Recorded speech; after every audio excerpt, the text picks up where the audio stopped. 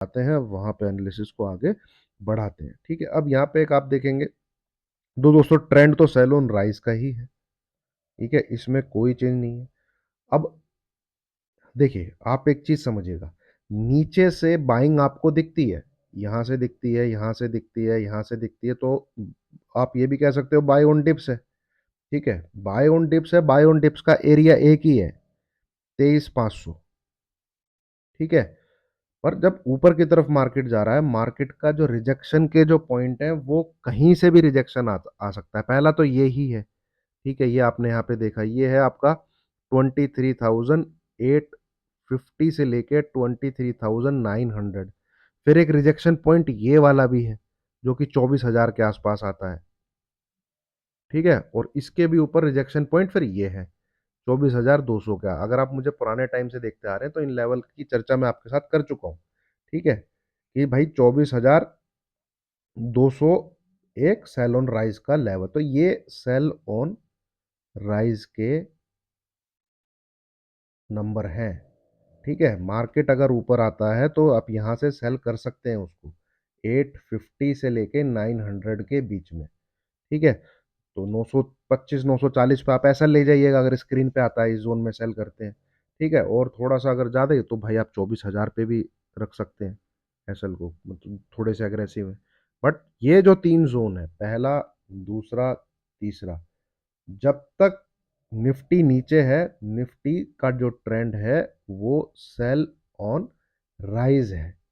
ठीक है, ये यहां पे आप बाइंग करते हैं, ये आपकी चॉइस है, क्योंकि यहां से बार बार रिवर्सल आता है, 23,500 23,600 के बीच में से बार बार ऊपर की तरफ जंप आता है। पर किस दिन नहीं आएगा वो भाई पता नहीं है। ठीक है, हाँ, और अब आपका बात कर लेते हैं कि भाई तेजी भी तो हो सकती है। तेजी देखिए दोस्तों, यहाँ पे हो सकती है, यहाँ पे भी हो सकती है, यहाँ पे भी हो सकती है, यहाँ पे भी हो सकती है। ठीक है, अगर आप इस तेजी को ट्रेड करना चाहते हैं तो भाई इसमें बहुत रिस्क इन्वॉल्व है, बहुत रिस्क इन्वॉल्व है।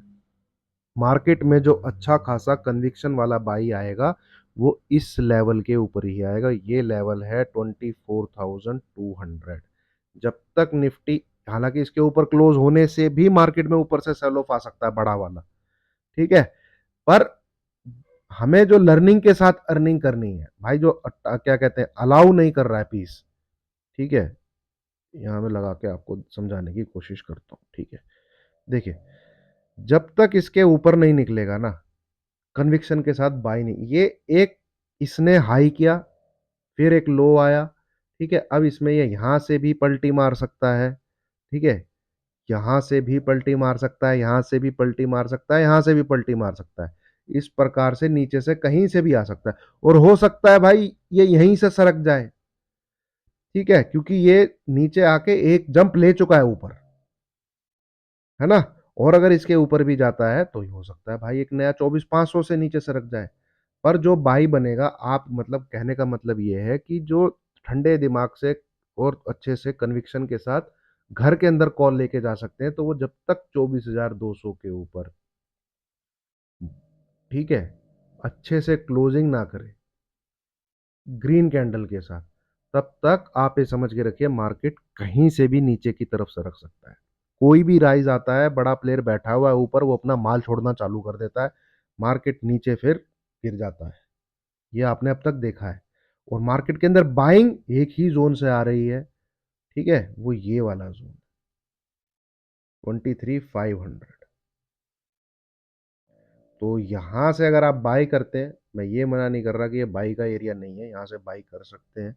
पर भाई ऊपर जाके इंट्राडे के अंदर ही उस कॉल को बुक कीजिए, इंट्राडे में ही बुक कीजिए, घर में लेके मत जाइए कि मैंने 23,500 से बाई कर रखा है, मैं 23,700 की क्लोजिंग हो रही है 200 पॉइंट ऊपर, मैं घर में लेके चला जाता हूँ। ये ऐसा मार्केट नहीं है।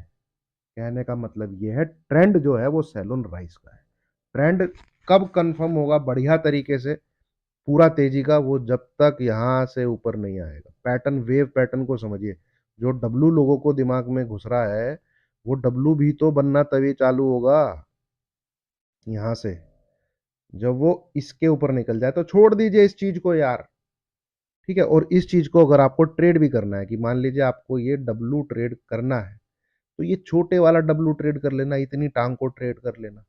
फिर बढ़िया तरीके से जब इसके ऊपर निकलेगा 24,857 के, तो अब आप बाय करिए। फिर दिखेगा फिर आपको 25,200, 25,500, वो तब की तब देखेंगे।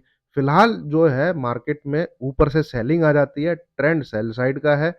और जो ये यहाँ पे रुक रहा है, ठीक है, ये इधर देखिए आप, इधर इधर इधर, ये एक ही एरिया है जो कि इस प्रकार से मैंने आपको समझाया अभी। तो एनी क्लोजिंग बिलो 23,500, ठीक है, मेरे को लगता है नेक्स्ट दिन ही हमें 23,263 ये वाला लो नेक्स्ट दिन ही ब्रीच हो जाएगा, ये वाला लो। ठीक है, तो इस चीज का ध्यान रखिएगा। मार्केट में राइज आता है तो जो सेल करने के एरिया है मैंने आपके साथ शेयर किए हैं। ठीक है, पहला ये, दूसरा ये, तीसरा ये, और 25-30 पॉइंट का आप ऐसा लेके दोस्तों कहीं से भी यहाँ पे सेल की पोजीशन बना सकते 800। हालांकि पहले भी क्लोज कर चुका है यहाँ पे एक दो बार इस एरिया में।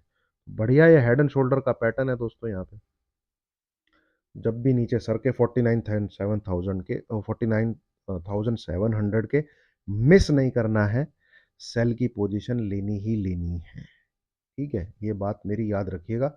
और मार्केट में कोई जंप आता है, ठीक है, तो बैंक निफ्टी में जो सेल करने का एरिया है वो यही है, ये रहा। ठीक है, ये जो एरिया है 50,400 से लेके 50,500, ये एरिया पूरा एक रेजिस्टेंस का एरिया है।